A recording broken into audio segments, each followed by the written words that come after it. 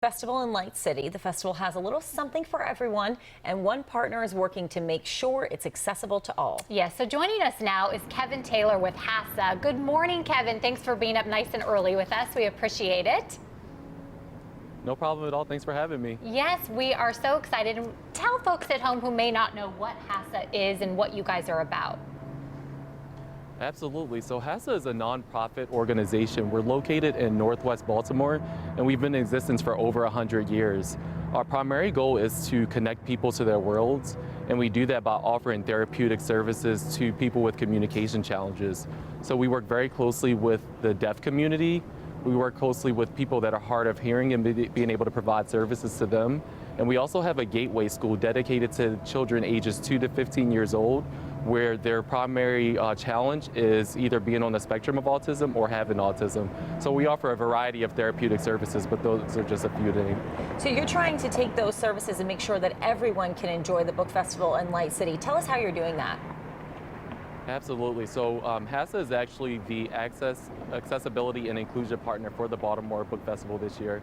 And our primary goal is to make the festival as inclusive as possible. So we work very closely with BOPA, and they've made this process or just this experience as extremely positive as possible.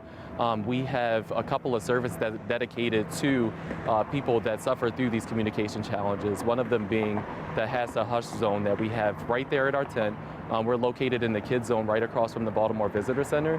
And what it's dedicated for is for people that have sensory issues. Sometimes you come to these festivals and it can be extremely loud, or the lights of the Light City can sometimes be a challenge for people to kind of encounter, and it'll really trigger those sensory issues that people may encounter. So we have a hush zone dedicated for people to kind of be able to get away from those sensory triggers and really just have a quiet space. Also, if you visit us at our hush zone, we have sensory kits that we're giving away where you can get a pair of earplugs. We also have sunglasses that you can have to be able to avoid those bright lights. And then we have a stress ball to be able to alleviate those stresses as well. So come and visit us and you'll be able to take part in one of those sensory kits. That's so fantastic. I have 2 cousins with autism, and I know that they would love to attend a festival like that, but you're right, it can be a lot for them. So I'm just so glad you guys are there for everyone in the community that might need you. And where can folks locate you if they need your help while they're out there? Absolutely. So we're located in the Kids Center. We're right across from the Baltimore Visitor Center.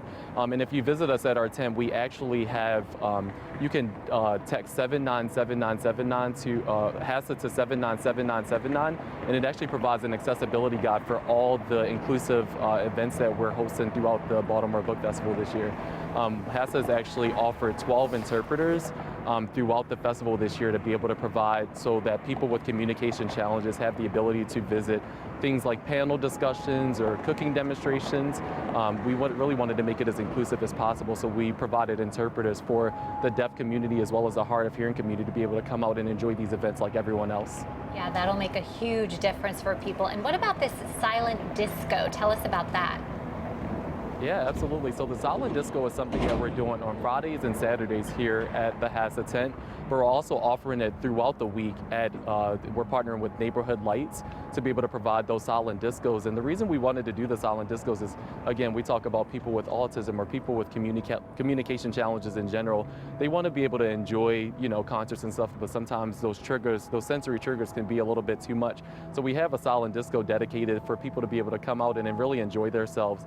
They can throw the headphones on, change it to the different channels that we have, and you can adjust the volume based off of sort of your needs. So you can have it really loud if you want it to be really loud, or you can have it really low if you want it to be really low. But it's been a really fun time. We actually had one last night, and we had a ton of people kind of come through and enjoy themselves.